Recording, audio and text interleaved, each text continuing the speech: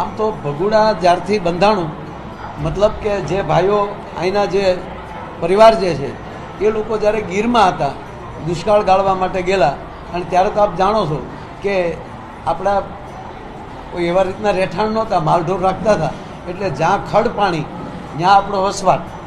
એટલે ગીરની અંદર જ્યારે આ ભાઈઓ ગયેલા અને ત્યારે આ પરિવારના એક માળીને મા માંગલમાં મળેલા, અને માએ કીધું મને તમે જે મને શ્રદ્ધા રાખો છો એટલે મારે તમારી સાથે ભગુડા આવવું છે.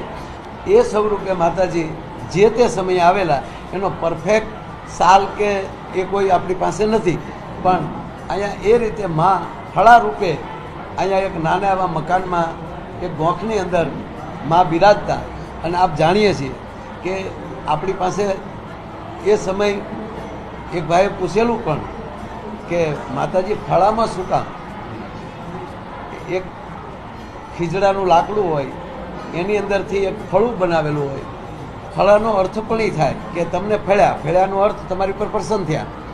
અને જ્યારે કોઈને પ્રસન્ન થયા ત્યારે ફળારૂપી એના પ્રતીક રીતે એ ફળું બનાવે, અને એની પ્રતિષ્ઠા ન હોય, એની જ્યાં પ્રતિષ્ઠા કરો, જ્યાં બેસાડો જ્યાં એની પ્રતિષ્ઠા. એટલે અમે તો જ્યારે માલઢોર રાખતા તો માને તો હુંડલાની અંદર લઈને તે પાછું આપણે નેહડું ફેરવું હોય તો મા તો હુંડલા ઉપર અંદર બેઠા બેઠા એમ કહેવાય કે પાછા આપણે જ્યાં ઝૂંપડું બાંધ્યું એને પધારતા હોય. એટલે વર્ષોથી અહીંયા ફળું પૂજાતું હતું. અને જ્યારે આજથી આપણે 28 વર્ષ પહેલાં જ્યારે મંદિર બનાવ્યું ત્યારે પણ માને પૂછવામાં આવ્યું કે માં અમે મૂર્તિ મૂકીએ આપને? તો ત્યારે પણ માએ કીધું ના, હું ફળા રૂપે છું. એ જ મારા માટે અતિ આનંદ છે. અને એ આનંદરૂપી. અને સાહેબ ત્યારે 101 કુંડી યજ્ઞ હતો. જ્યારે આપણે માતાજીની જે આ મંદિરની જ્યારે પ્રતિષ્ઠા થઈ ત્યારે 101 કુંડી યજ્ઞ. હવે 101 કુંડી યજ્ઞ હોય એટલે 101 જોડલા બેઠા હોય, એની સાથે 5-5 જણા હોય. એટલે આપ ગણી શકો કે મંડપની અંદર ભાણા કેટલું હશે અને મંડપ કેવડો હશે. પછી એ ફળામાંથી માને જ્યારે મંદિરમાં પધરાવાના હતા ત્યારે કોઈ બીજા ભુવાઓની કોઈની હિંમત નહોતી આલી કે માનું ફળું મારા હાથમાં લેવું કેમ. અને ત્યારે આ જ ગામના આપણા ભૂદેવ ભટ્ટ પરિવાર, એમનો એક પરિવાર વડોદરા રહે છે, આચાર્ય પદ કરે છે, અને એ જ આપણા યજ્ઞના આચાર્ય હતા. અને ત્યારે આપણા ભૂદેવે માની સ્તુતિ કરીને કીધું, માં હું તમારો બ્રાહ્મણ છું અને આજે યજ્ઞનો આચાર્ય છું, અને આપની રજાથી માં અમે તમને મંદિરમાં પધરાવીએ છીએ, એનું પ્રમાણ આપ આવજો અને અમારી ઉપર કૃપા કરજો. એ જેવું હાથમાં ફળું લીધું ત્યારે સાહેબ એ જેટલા મંડપ હતા એ મંડપની એક પણ થાંભલી અંદર નહોતી, અને જેટલા બેઠેલા તેના ખંભા પહેલી આમ થાંભલીઓ ઊંચી થઈ અને આખો મંડપ ઊંચો થયો. અને એની ક્ષણે આખો મંડપ પાછો હતો એમણામ થઈ ગયો, એક પણ ખીલી મારવી નહોતી પડી. ત્યારે હજારો માણસોની વચ્ચે નક્કી થયું કે મા મંદિરમાં પધાર્યા છે. કહેવાનો મતલબ કે આ શ્રદ્ધા, આ ભરોસાની વાત છે. મૂળ તો મા માંગલ જ શબ્દ વાપરતા. એ મા ભગવતીના મંદિરના આજે 27મો પાટ ઉત્સવ છે અને 11મો આપણે મોગલ શક્તિ એવોર્ડનું છે.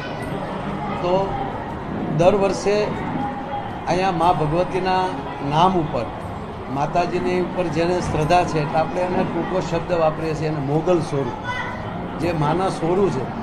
એટલે પહેલી વાત તો એ છે કે એ દર વર્ષે જે આ કાર્ય કરીએ છીએ એમાં અસંખ્ય, દર વર્ષે આપણે ગણીએ ને તો હું એમ કહું કે કોઈ દિવસ એવો બાકી ન હોય કે 10 વ્યક્તિ સ્પેશિયલ કેવલ માની માનતા કરવા માટે આવ્યા હોય.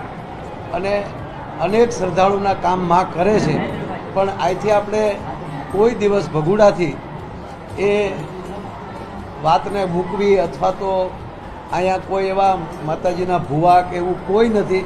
અહીંયા કોઈથી દાણા નથી જોવામાં આવતા, નથી કોઈને દોરા ધાગા, એ વસ્તુ અહીંયા કોઈથી નથી. પણ જ્યારથી આ મા ભગવતી, મા મોગલ અહીંયા ભગુડા બેઠા છે ત્યારથી લઈને આજુબાજુના, કેવલ ભગુડા નહીં પણ આજુબાજુના ગામવાળા લોકો પણ કાયદેસર ગણીએ તો એ એના પોતાને બોલે તાળા મારતા બંધ થઈ ગયા છે. આ એક શ્રદ્ધા છે માણસોની, અને એ શ્રદ્ધા અને ભરોસાને લીધે હું તમને કહું કે દાખલા તરીકે હમણાં જ 1-2 એવી ઘટના બની, તો એ ઘટનાની વાતો કરીએ તો કાલ કોક એમ વાત કરવાનું કે ભાઈ આ લોકો થોડીક અંધશ્રદ્ધા. ના, આ બિલકુલ નહીં.